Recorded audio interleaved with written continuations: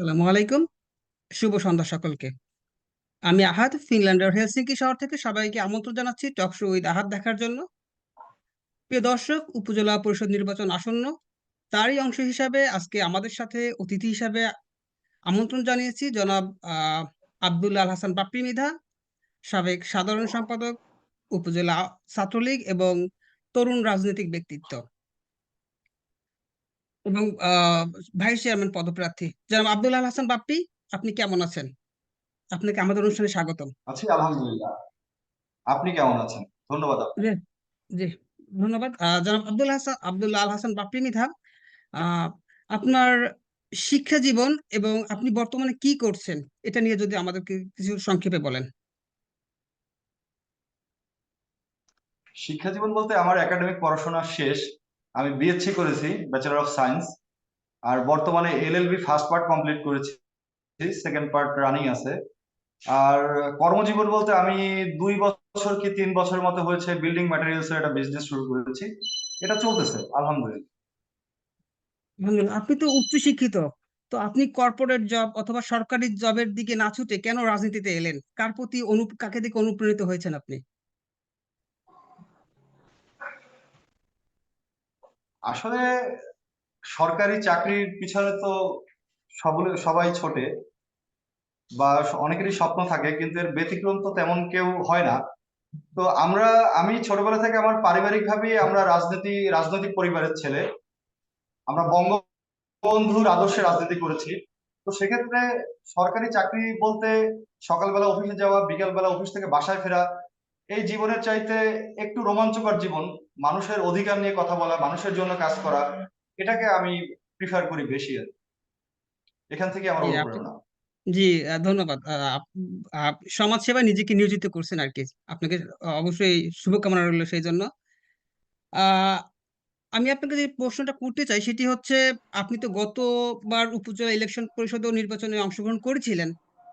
তো ইলেকশনের পরে যেটা হয়েছে, যেটা দেখলাম আমরা, অনেক প্রার্থী নিজেকে গুটিয়ে নিয়েছে। তারা তাদের ব্যক্তিগত জীবন অথবা তাদের কর্মজীবনে ফিরে গিয়েছেন, কিন্তু আপনি 19 সাল থেকে 24 সাল এর ভিতরে করোনা ছিল, কোভিড-19 ছিল, অনেক অর্থনৈতিক সামাজিক ক্রাইসিস ছিল, তার ভিতরেও আপনি নিজেকে সামাজিক যোগাযোগ যোগাযোগ মাধ্যম ফেসবুক বা আপনার বাইক প্রদর্শনী অথবা গণসংযোগ, সব জায়গায় নিজেকে মোটামুটি ব্যস্ত রেখেছেন। কতটা আস্থা অর্জন করতে পেরেছেন রাজাপুরবাসীর, কি বলবেন?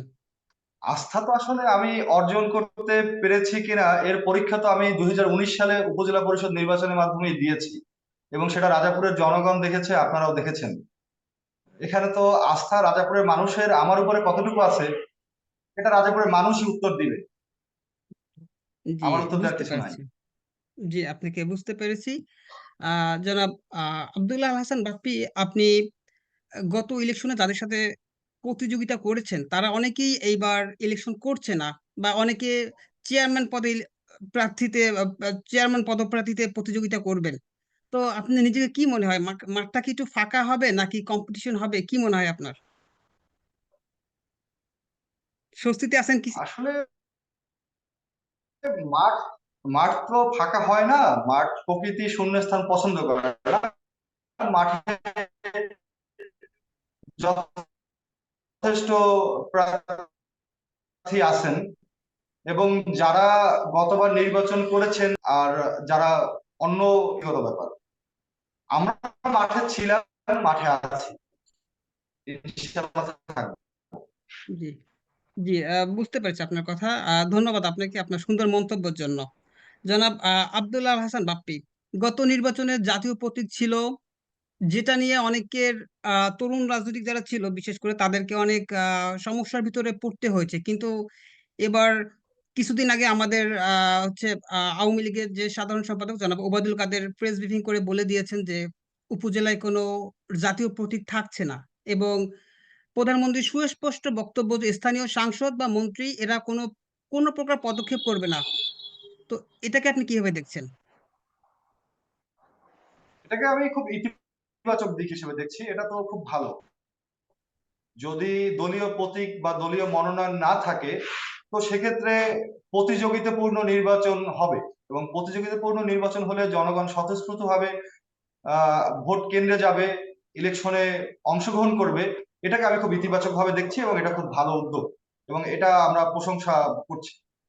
জি, জি, আপনাকে ধন্যবাদ। অবশ্যই মাননীয় প্রধানমন্ত্রী দেশের প্রতি তাকিয়ে সামাজিক ব্যবস্থা, সামাজিক অবস্থার প্রতি তাকিয়ে তার এই পদক্ষেপটি নেওয়া। আমরা অবশ্যই সাধুবাদ জানাই এই পদক্ষেপটিকে। আপনার কাছে আমার পরবর্তী প্রশ্ন হচ্ছে, গত নির্বাচনে আমরা যেটা যদি ফলাফলের দিক লক্ষ্য করি, আপনি সামান্য কিছু ভোটে পরাজিত হয়েছেন। আপনার যে আপনি যার নিকটবর্তী ছিলেন তিনি বর্তমান বিজয়ী প্রার্থী জনাব জি হায়দার খান লিটন। তো আপনি গত নির্বাচনের ফলাফল নিয়ে কি আপনি সন্তুষ্ট? আপনি সুন্দর প্রশ্ন করছেন। আসলে গত নির্বাচনের ফলাফল নিয়ে সন্তুষ্ট হওয়ার কোনো কারণ নাই। এর কারণ হচ্ছে গত নির্বাচন যেইভাবে হয়েছে এটা তো আপনারাও দেখেছেন, আমরাও দেখেছি। তো সেক্ষেত্রে আমাদের এখানে 54টা ওয়ার্ড, আমাদের উপজেলায় 50টা সেন্টার হয়। তো জি, গত নির্বাচনে আমি 11,482 ভোট পাই। আপনারা ফলাফল মনে হয় জানেন। তো সেক্ষেত্রে জি, যে প্যানেল ছিল, দলীয় যে মনোনয়ন ছিল বা যেভাবেই হোক, বেশ কয়টা সেন্টারে মনে হয় 13টা সেন্টারের মতো খুবই অনিয়ম হয় এবং এক কথা বলতে গেলে ফলাফল কোনোভাবেই সন্তোষজনক নয়। কোনোভাবেই আমরা ওই ফলাফলে সন্তোষজনক ছিলাম না। আচ্ছা, আপনি যেটা বললেন যে 13টা সেন্টারের ফলাফল নিয়ে আপনি সন্তোষজনক ছিলেন না। আমরা যেটা দেখেছি আহ, গত ইলেকশনে, গত ইউনিয়ন পরিষদ ইলেকশনে হচ্ছে গালুয়া ইউনিয়নের 5 নম্বর কি 6 নম্বর ওয়ার্ডে এরকম একটি সমস্যা হয়েছিল এবং সেই প্রার্থী আদালতের দ্বারস্থ হয়েছিলেন। সেক্ষেত্রে আপনি কি কোনো পদক্ষেপ নিয়েছিলেন গত গত ইলেকশনে 2019 সালে? মেনে জি নিয়েছিলেন জি আপনার নিজের পরাজয়টা? জি জি আমি আপনাকে বলতে চাই, হ্যাঁ হ্যাঁ, গত নির্বাচনে জনগণ আমাকে ভোট দিয়েছিল হুম, এবং আমি একটি সুপরিকল্পিত ষড়যন্ত্রের শিকার হই এবং এরপরে আমি আদালতের দ্বারস্থ বলতে আদালতের আইনজীবীর মানে পরামর্শ নেওয়ার চেষ্টা করি। তো সেক্ষেত্রে আমাদের বিচার ব্যবস্থা এতটাই ধীরগতির, তো ওই আইনজীবী আমাকে পরামর্শ দেওয়া হয় যে তো আপনি যেই পরিমাণ মানে হবে দীর্ঘস্থায়ী হবে এই মামলা চলবে, তাতে 5 বছরের উপরে প্রায় 6 থেকে 7 বছর কেটে যাবে। এজন্য আমি আর মনে করি নাই যে আদালতের দ্বারস্থ হয়ে কোনো লাভ হবে। এজন্য আমি জি, নিজেকে গুটিয়ে নিয়েছি। জি, অবশ্যই আমরা বুঝতে পেরেছি। অতীত অতীত, ভবিষ্যৎ সুন্দর হবে সেই প্রত্যাশাই থাকবে আমাদের, বিশেষ করে আপনার জন্য এবং যারা প্রার্থী থাকবে রাজাপুর উপজেলার জন্য, যারা রাজাপুরবাসীর জন্য কাজ করবে, সবার প্রতি আমাদের প্রত্যাশা থাকবে যে রাজাপুরকে একটি সুন্দর এবং স্মার্ট রাজাপুর হিসেবে গড়ে তুলবে। জনাব আব্দুল্লাহ আল হাসান বাপ্পি, আমার কাছে আপনার পরবর্তী প্রশ্ন হচ্ছে, আহ আপনি রাজাপুরকে কেমন দেখতে চান? ভবিষ্যৎ আপনি যদি ক্ষমতায় আসতে পারেন, তাহলে আপনি রাজাপুরকে কেমন দেখতে চান? আসলে আমার জন্ম রাজাপুরে, আমি বড় হয়েছিও রাজাপুরে। আমি রাজাপুর পাইলট উচ্চ বিদ্যালয়ের ছাত্র। আমি রাজাপুর পাইলট উচ্চ বিদ্যালয়ের খেলার মাঠে খেলাধুলো করে বেড়ে উঠেছি। এখানে বিষয় হচ্ছে জননেত্রী শেখ হাসিনা তার ডিজিটাল বাংলাদেশ থেকে স্মার্ট বাংলাদেশ বিনির্মাণের তার যে চেষ্টা এবং সেই চেষ্টা অনেকখানি রাজাপুরেও তার চেষ্টার অংশগ্রহণ হয়েছে বা তার ছোঁয়া লেগেছে। আমি জাস্ট জননেত্রী শেখ হাসিনার এই মহা চেষ্টায় অংশীদার হিসেবে কাজ করতে চাই এবং আমার যেটা লক্ষ্য, আমার যে রাজনৈতিক যে আদর্শ, মানুষের অধিকার নিয়ে কাজ করা, মানুষের পক্ষে কথা বলা। রাজাপুরের মানুষের পক্ষে আমরা কথা বলতে চাই, রাজাপুরের মানুষের অধিকার প্রতিষ্ঠা করতে চাই এবং একটি এমন রাজাপুর দেখতে চাই যে রাজাপুরে হবে তরুণদের পক্ষে কথা বলার জন্য একজন মানুষ থাকবে যারা জি, খেলাধুলা, সুষ্ঠু সাংস্কৃতিক বিকাশ হওয়ার পিছনে কাজ করবে। এটাই আমাদের লক্ষ্য। জি, জি, ধন্যবাদ জনাব আব্দুল আল বাপ্পি। আপনি যেটা বললেন যে তরুণদের জন্য সুন্দর রাজাপুর গড়ে তুলবেন, সেক্ষেত্রে আপনি কি কি চ্যালেঞ্জের সম্মুখীন হতে পারেন বলে আপনি মনে করেন, এবং চ্যালেঞ্জ মোকাবেলা করার জন্য আপনি কি কি পদক্ষেপ নিবেন? কি মনে করেন নিজেকে? আসলে আমাদের রাজাপুরে বা সুন্দর রাজাপুর বলেন বা জননেত্রী শেখ হাসিনার স্মার্ট বাংলাদেশ বিনির্মাণের যে অংশ, সেক্ষেত্রে তেমন কোনো চ্যালেঞ্জ আমরা দেখছি না। চ্যালেঞ্জ বলতে আমরা যারা রাজনীতি করি, রাজনীতিকে বিশুদ্ধকরণটা হচ্ছে আসলে প্রধান ব্যাপার। এখানে আমরা যারা রাজনীতিবিদ, বিভিন্ন ধরনের মানে কথা প্রচলিত আছে, রাজনীতিবিদরা আসলে ভালো হয় না। রাজনীতিবিদরা তারা তাদের নিজেদের স্বার্থ নিয়ে কাজ করে। আমাদের এই জায়গাটা থেকে যদি বের হতে পারি, যেহেতু আমি আপনাকে ছোট্ট একটা যুক্তি দিই, আমি বয়সে জি তরুণ। বলুন। আমি জি বলুন এখন এই অবশ্যই। বয়সে বা গত 5 বছর আগে এবং উপজেলা পরিষদ নির্বাচনে প্রতিদ্বন্দ্বিতা করেছি। তো আমি যদি আহ ক্ষমতায় আসতে পারি বা আমি যদি ভাইস চেয়ারম্যান হিসেবে জনগণ আমাকে নির্বাচিত করে, তো সেক্ষেত্রে আমি আমার নিজের স্বার্থেই, কারণ আমি আমার এই চেয়ারকে ধরে রাখার স্বার্থে বা সামনে আরো বড় জায়গায় যাওয়া বা সামনে আরো আগানোর জন্য আমি রাজাপুরের জন্য আমার নিজের স্বার্থেই কাজ করা উচিত। আর আমি যদি নিজে বোকা হই, তাহলে আমি আমার নিজের কাজ করার মানে করব না। আমি অবশ্যই। নিজে নিজের স্বার্থের দিকে কাজ করব, জনগণের স্বার্থ দেখবো না। তাহলে জনগণ আমাকে ভবিষ্যতে সেভাবে মূল্যায়িত করবে। এটা খুব ইজি জি অ্যান্ড সিম্পল। অবশ্যই। আপনার বক্তব্য সুস্পষ্ট, আমরা বুঝতে পেরেছি যে আপনি নিজে জানি এর পরবর্তীতেও ক্ষমতায় আসতে পারেন, সেজন্য জানি নিজের সুনামটা থাকে এবং জনগণের জন্য নিজেকে জানি নিজের কাজটা করতে পারেন এবং তরুণদের জন্য বিশেষ করে, এবং আপনার জন্য আমি আমি খুব অন্তত আমি একটা খুব সাধারণ ভাবে বুঝালাম, যাদের মানে সবাই তো বড় বড় প্রতিশ্রুতি দেয় যে আমি মাদক মুক্ত রাজাপুর করব, সন্ত্রাস মুক্ত রাজাপুর অবশ্যই। করব, দুর্নীতি মুক্ত রাজাপুর করব। আমি মানে বক্তৃতার সময় তো বা ভালো ভালো কথা সবাই বলতে পারে, কিন্তু আমি একেবারে যেটা জিস্ট, যেটা মূল কথা আপনাকে তুলে ধরলাম যে আমার নিজের স্বার্থের জন্যই আমার জনগণের জন্য কাজ করা উচিত। অবশ্যই। অবশ্যই আপনার জন্য একটা সুখবরও আছে বটে, কারণ গতবার আমাদের 19 সালে রাজাপুরের ভোটার ছিল 98,000 98,654 জন, এবং বর্তমানে 2024 সালের ভোটার সংখ্যা হচ্ছে প্রায় 1,04,000 1,04,52 জন, প্রায় অ্যাপ্রক্সিমেটলি 2,000 ভোটার বৃদ্ধি পেয়েছে, সবাই তরুণ। এবং আপনি তরুণদের পছন্দের তালিকায়, তরুণরা আপনার প্রতি অনেক প্রত্যাশা করে, যেটা আমরা ইতিমধ্যেই অনেক সামাজিক যোগাযোগ মাধ্যম ফেসবুকে দেখেছি। তো আহ, তারই অংশ হিসেবে যদি আমি আপনাকে প্রশ্ন করি, বর্তমানে তরুণরা তো অনেক সমস্যায় ভুগছে, যেমন আপনি যেটা বললেন যে মাদকের কথা বললেন, কিশোর গ্যাং বলেন, বা কর্মসংস্থানের কথা বলেন। বর্তমান তো আহ, আমাদের আইসিটি মন্ত্রণালয় অনেক উদ্যোগ নিয়েছে যে ফ্রিল্যান্সিং যেটা বলে, যেটার মাধ্যমে অনেক তরুণ কর্মসংস্থানের সুযোগ পেতে পারে। তো এটার জন্য আপনি মূলত তরুণদের জন্য কি কাজটি করবেন? কারণ যেহেতু আপনি তরুণদের সব বয়সী ভোটারদেরই আপনি তালিকায় প্রথম, মানে পছন্দের প্রথম, তো তরুণদের জন্য মূলত আপনি কি করবেন যদি সুস্পষ্ট আপনি বক্তব্যটুকু দিতেন আর কি।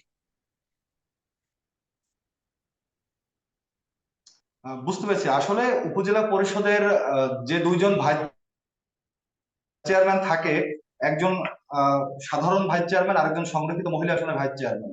এরা হচ্ছে উপজেলা পরিষদের যিনি চেয়ারম্যান নির্বাচিত হন, তার সহযোগী হিসেবে দুইজন ভাইস চেয়ারম্যান নির্বাচন করা হয়। আসলে ভাইস চেয়ারম্যানের জায়গা থেকে আপনি যে কোশ্চেন গুলো করেছেন, এত কাজ করার মতো সুযোগ বা ক্ষেত্র আসলে থাকে না। এর জন্য আসলে মেম্বার অফ পার্লামেন্ট যদি হওয়া যায় বা যারা আইন প্রণেতা হয় তারা তার ওই জায়গাটা যেতে পারলে আসলে এত জিনিসের সূচনা সুন্দর হলে হয়তোবা শেষ সুন্দর করা যায়।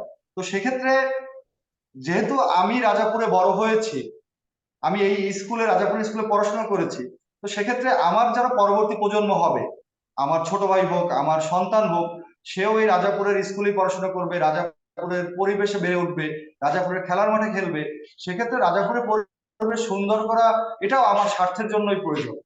কারণ আমি যদি, আপনি মাদকের কথা বলছেন, রাজাপুরের তরুণ প্রজন্ম যদি মাদকে আসক্ত হয়ে যায়, তো সেক্ষেত্রে আমার সন্তান এই মাদকে আসক্ত হতে পারে। রাজাপুরের স্কুলগুলোর যদি শিক্ষার মান ভালো না থাকে, তাহলে সেক্ষেত্রে আমার সন্তানও সেই শিক্ষার মান যে খারাপ, সেখানে সেও ভুক্তভোগী হবে। এজন্য আমার স্বার্থেই, আমাদের স্বার্থেই আমাদের কাজ করতে হবে। এর অবশ্যই। কোনো বিকল্প নাই। অবশ্যই। বিকল্প নেই অবশ্যই। জি, জনাব আব্দুল হাসান আল হাসান বাপ্পি, আমরা একটু পূর্বের কথায় ফিরে যাই, আহ, যেখানে আমরা বলছিলাম বর্তমানে প্রধানমন্ত্রীর সুস্পষ্ট নির্দেশ, উপজেলা পরিষদ নির্বাচনে কোনো সংসদ সদস্য অথবা কোনো স্থানীয় এমপি মন্ত্রীর কোনো প্রভাব থাকবে না। কিন্তু আপনি কি বর্তমান আমাদের যে সাংসদ, দক্ষিণ বাংলার কিংবদন্তি নেতা জনাব ব্যারিস্টার শাহজাহান উমর বীর সাহেব, তার থেকে কোনো সাহায্য বা কোনো, তার থেকে কোনো কি আশা করেন আপনি? যদি আপনার বক্তব্যটা ক্লিয়ার করতেন। আসলে আমাদের যে বর্তমান সংসদ সদস্য, ওনার ব্যাপার বলতে গেলে উনি আসলেই আমাদের দক্ষিণবঙ্গের একজন জীবন্ত কিংবদন্তি। উনি অবশ্যই। বাংলাদেশের মুক্তিযুদ্ধে অনবদ্য ভূমিকা পালনকারী একজন নেতা। উনি একজন জি মেজর। উনি আমাদের এই অঞ্চল তথা ৯ নম্বর সেক্টর কমান্ডের সাবসেক্টর কমান্ডার। উনি একজন বুঝতে পেরেছি। ব্যারিস্টার। উনি রাজাপুরের মাটি ও মানুষের নেতা। তো ওনার কাছ থেকে আমাদের আশা উনি রাজাপুরে একটি সুষ্ঠু এবং সুন্দর নির্বাচন হোক। যে উনি তো আসলে মাটি ও মানুষের নেতা, উনি রাজাপুরের জন্য কাজ করতে চান। উনি আমাদের নির্বাচনের জাতীয় সংসদ নির্বাচনের পূর্বে ওনার বিভিন্ন বক্তব্যে উনি বলেছেন উনি মানুষের জন্য কাজ করতে চান, উনি রাজাপুরের উন্নয়নে কাজ করতে চান। সেক্ষেত্রে যদি আমরা নির্বাচিত হতে পারি তাহলে আমরা তার হ্যান্ডস হিসেবে, তার সহযোগী হিসেবে আমরা তার কাজকে আরো সহজ করে তুলতে পারবো।